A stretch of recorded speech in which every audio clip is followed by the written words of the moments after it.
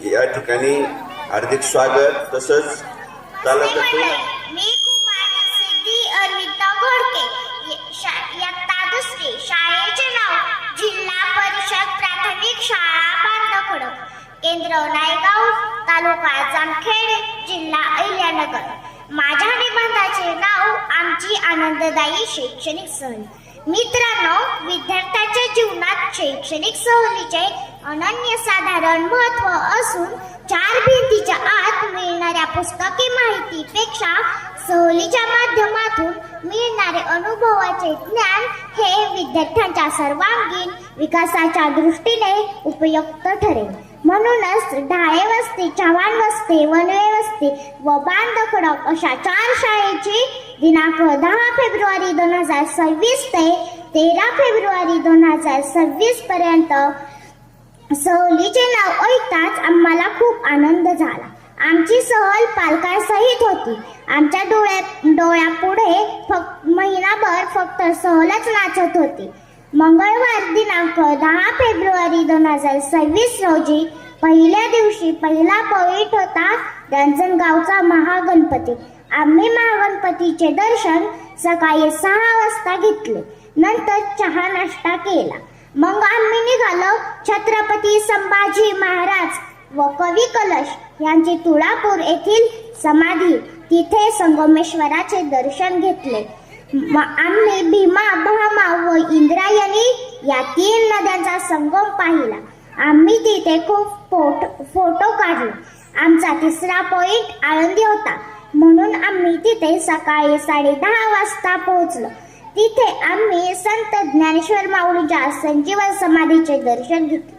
आम्ही इंद्रायणी घाटावर छान छान फोटो काढले. मग आमचा चौथा पॉईंट होता देहू. येथे गाथा मंदिर व विठ्ठल रुक्माईचे दर्शन घेतले. गाथा मंदिर मला खूप आवडले. या ठिकाणी संत तुकाराम महाराजांचे अभंग कोरले आहे. आता आमचा 5वा पॉईंट कार्ला येथील एकविरा देवी मंदिर व लेणी दर्शन होता. हे ठिकाण खूप उंचावर असल्याने आमची खूप दमछाक झाली. जग प्रसिद्ध लेण्या पाहिल्या. आम्ही तिथे 21 देवाचे दर्शन घेतले व भरपूर खरेदी केली. मग आमचा 6वा पॉईंट पाले होता. खूप रात्र झाले होती. भक्त निवास क्रमांक 1 मध्ये अलिशान रूम मध्ये आमचा मुक्काम होता. आम्ही सकाळी 5 वाजता लवकर उठलो, आंघोळ केली. अष्टविनायकापैकी प्रसिद्ध असलेल्या बल्लाळेश्वर मंदिरात गेलो. तिथे आम्ही गणपतीचे दर्शन घेतले. मग आम्ही निघालो उन्हेरे येथील गरम पाण्याच्या कुंडाकडे. आम्ही गेलो होतो तेव्हा काही जण तिथे पोहत होते. तिथे आम्हाला पण खूपच मज्जा आली. यानंतर आम्ही निघालो श्रीवर्धन तालुक्यातील बापवली शाळेकडे. बापवली शाळा पाहिल्यावर आम्ही आश्चर्यचकित झालो. बापवली शाळेजवळ काजू, आंबे, फणस अशी खूप फळझाडे होती. आम्ही ती शाळा पाहिल्यावर आमची कळी खुललेली होती. बापवली शाळेतल्या सर्व सरांनी, गावकऱ्यांनी व माजी विद्यार्थ्यांनी आमच्या इनामदार सरांचे खूप कौतुक केले, कारण त्या शाळेत इनामदार सर 10 वर्षे होते. आम्हाला तिथे पोहे व प्रसिद्ध अशी दर्ग्याची बर्फी दिली. नंतर आम्ही निघालो दक्षिण काशी हरेहरेश्वरला. तिथे कालभैरव व हरिहरेश्वरचे दर्शन घेतले व तिथे भरपूर कोकण मेवा खरेदी केला. नंतर श्रीवर्धन बीच कडे येताना रानवली येथील गणेश मंदिरात जेवण केले. आता आम्ही निघालो श्रीवर्धन बीच कडे. समुद्रातले पाणी खारट होते. लाट आली की आम्ही खाली पडायचो. शेवटी जाधव सर व शेला सर म्हणाले, बाहेर चला. मग आम्ही बाहेर आलो. आम्हाला बाहेर आल्यावर खूप थंडी वाजत होती. आम्ही कपडे बदलले, बसमध्ये बसलो. मग आम्ही निघालो सुवर्ण गणेश मंदिराकडे. दिवेआगर येथे सोन्याचा गणपती होता. सोन्याचा गणपती पाहून आम्ही आश्चर्यचकित झालो.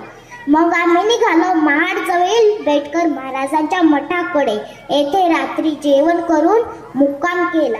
आम्ही पहाटे 5 वाजता उठलो. मग आम्ही निघालो रायगड किल्ल्याकडे निघालो. रायगड म्हणजे स्वर्ग, माझा आवडता गड म्हणजेच रायगड. आम्ही रायगडला रोपवेने गेलो होतो. रोपवेत बसल्यावर आम्हाला खूप भीती वाटत होती. मग आमची भीती गेली. आम्ही रायगड फिरून खूप थकलो. पण मला तर वाटते प्रत्येकाने आयुष्यात एकदा तरी रायगड पाहून छत्रपती शिवाजी महाराजांच्या समाधीजवळ नतमस्त व्हावे.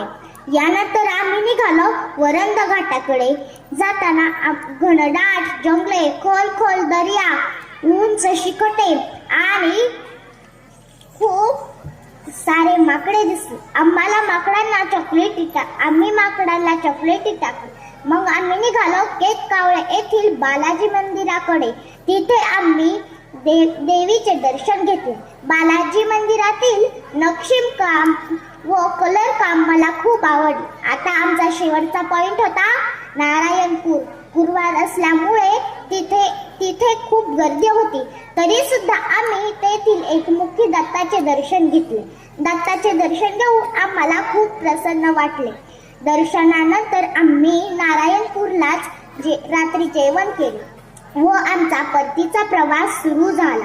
आम्ही एसटीत जाताना व येताना सुद्धा आम्ही खूप धमाल केली. अशी झाली आमची आनंददायी शैक्षणिक सहल.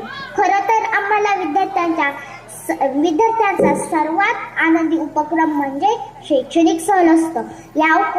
या उपक्रमासाठी प्रशासकीय मंजुरी येणारे आपल्या जामखेड तालुक्याचे गट शिक्षण अधिकारी माननीय श्री प्रदीप चव्हाण साहेब, खरडाबीडचे शिक्षण विस्तार अधिकारी माननीय श्री अशोक अंधाळे साहेब, आमच्या नायगाव केंद्राचे केंद्र प्रमुख श्री केशव गायकवाड साहेब, त्यांचे मी आभार मानते. तसेच सहलीमध्ये आम्हाला स्वतःच्या मुलीप्रमाणे काळजी घेणारे आदरणीय Shri Manohar Inamdar sir, Nitin Jadhav sir, Sandeep Shelar sir, Machhindra Deshmukh sir या चारही शिक्षकांचे मी आभार मानते. शेवटी बांधखडक, वनव्यवस्थी, चव्हाण वस्ती व ढाळे वस्ती या 4 शाळेतील सहलीला आलेल्या सर्व विद्यार्थ्यांच्या पालकांचे मी आभार मानते. मी माझ्या निबंधाला पूर्णविराम देते. धन्यवाद. महाराष्ट्र म्हटलं की फेट्याचा तोरा, अन्नथीचा साज, त्याचबरोबर हलगीचा ठेका आणि लेझिमचा ताल